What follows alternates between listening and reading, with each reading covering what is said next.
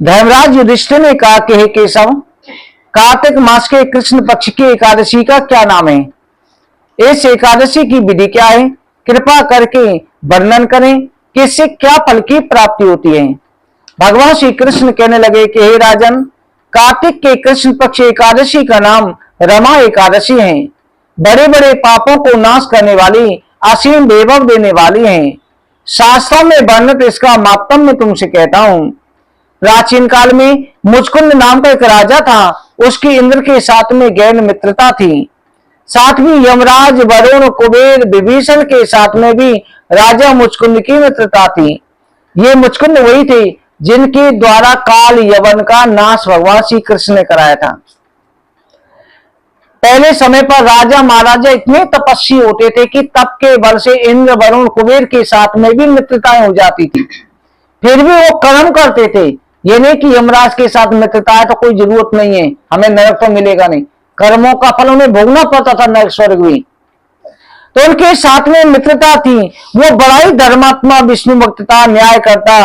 राजा मुचकुंद की कन्या थी जिसका नाम चंद्रभागा था। उस कन्या का विवाह चंद्रसेन के पुत्र शोभन के साथ हुआ। एक समय शोभन अपने ससुर मुचकुंद के घर पर आया। उन्हीं दिनों एकादशी भी आने वाली थी। व्रत का दिन समीप आने पर चंद्रभागा को अत्यंत सोच उत्पन्न हुआ कि मेरे पति अति दुर्बल हैं। मेरे पिता के व्रत के बारे में जो आज्ञा है वो कठोर है। दशमी को राजा ने ढोल बजवा करके सारे राज्य में घोषणा करवा दी कि रमा एकादशी को सभी व्रत करेंगे। घोषणा को सुनते ही शोभन को बड़ी चिंता हुई। पत्नी से बोला कि मुझे क्या करना चाहिए, मैं भूख सहन नहीं कर सकता। ऐसा उपाय बतलाओ जिससे मेरे प्राण बच सकें, अन्यथा मेरे प्राण चले जाएंगे। चंद्रभागा कहने लगे, स्वामी, मेरे पिता के राज्य में एकादशी को कोई भोजन नहीं करता। हाथी, घोड़ा, ऊंट, बिल्ली, गौ भी तिनका धारण नहीं करते, वो भी सब कुछ त्याग देते हैं। फिर मनुष्य का तो कहना ही क्या है। यदि भोजन करना चाहते हैं तो किसी दूसरे राज्य में चले जाएंगे। आप यहाँ पर रहेंगे तो आपको व्रत करना पड़ेगा। ऐसा सुनकर के शोभन कहने लगा, हे प्रिय, तुम्हारे साथ में मैं भी व्रत करूंगा, जो भाग्य में होगा देखा जाएगा। ऐसा विचार करके उसने व्रत किया। भूख और प्यास से अत्यंत पीड़ित होने लगा। जब सूर्य नारायण अस्त हो गए, रात्रि का समय आया।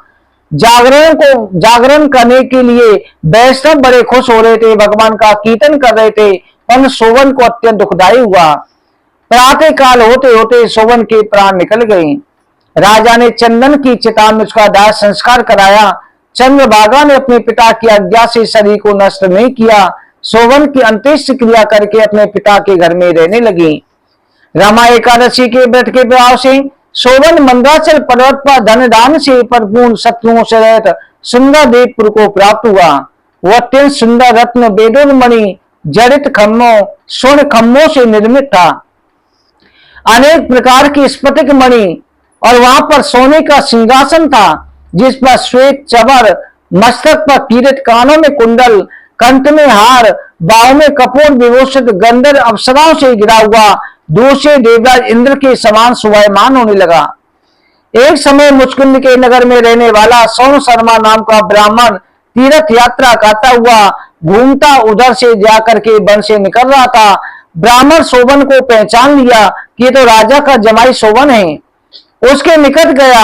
शोभन ने भी ब्राह्मण को पहचान करके आसन से उठ करके ब्राह्मण को प्रणाम करके उन्हें सिंहासन पर बैठाया, कुशल क्षेम पूछने लगा।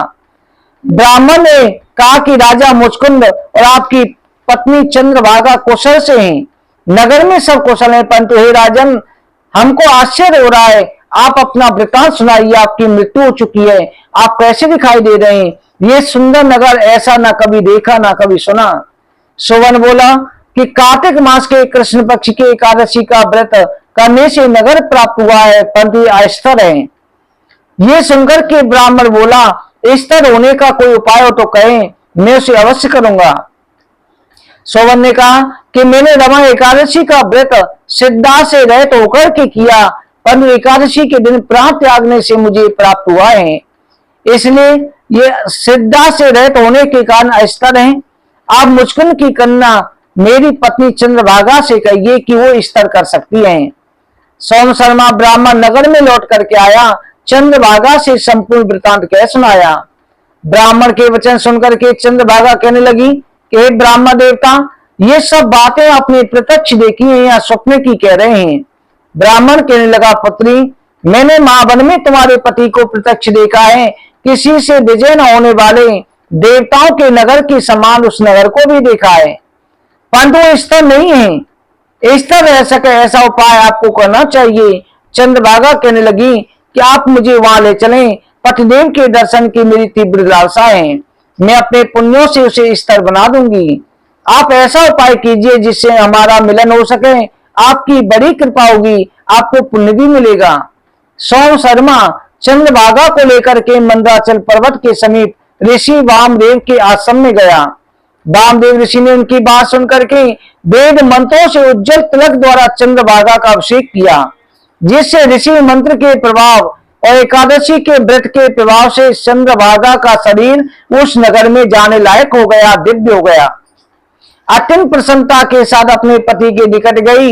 अपनी प्रिय पत्नी को आते देखकर सोवन बड़ा प्रसन्न हुआ, उसको अपनी बाई तरफ बैठा लिया। चंद्रभागा ने कहा, प्राणनाथ, आप मेरे सभी पुण्यों को ग्रहण कीजिए, जिससे आपका ये नगर स्थिर हो जाएगा। जब मैं 8 वर्ष की थी तभी से एकादशी के व्रतों को सिद्धापूर्वक विधि विधान से करती आ रही हूँ। इस पुण्य के प्रभाव से आपका ये नगर स्थिर हो जाएगा, समस्त कार्य पूर्ण होकर प्रलय के अंत तक रहेगा। इस प्रकार चंद्रभागा दिव्य रूप धारण करके दिव्य आभूषणों और वस्त्रों सुसज्जित होकर पति के साथ रहने लगी। हे राजन, ये मैंने रमा एकादशी का मातम का, जो मनुष्य इस व्रत को कहते हैं समस्त पाप नष्ट हो जाते हैं। कृष्ण पक्ष शुक्ल पक्ष की दोनों एकादशी समान है, इनमें कोई भेद नहीं है। जो सभी मासों की दोनों एकादशियों का व्रत रखते हैं, उनके मातम को पढ़ते हैं, सुनते हैं, समस्त पाप नष्ट होकर के विष्णु लोक को प्राप्त होते हैं। इसमें किसी भी प्रकार का कोई संदेह नहीं है। बोले एकादशी मातम की।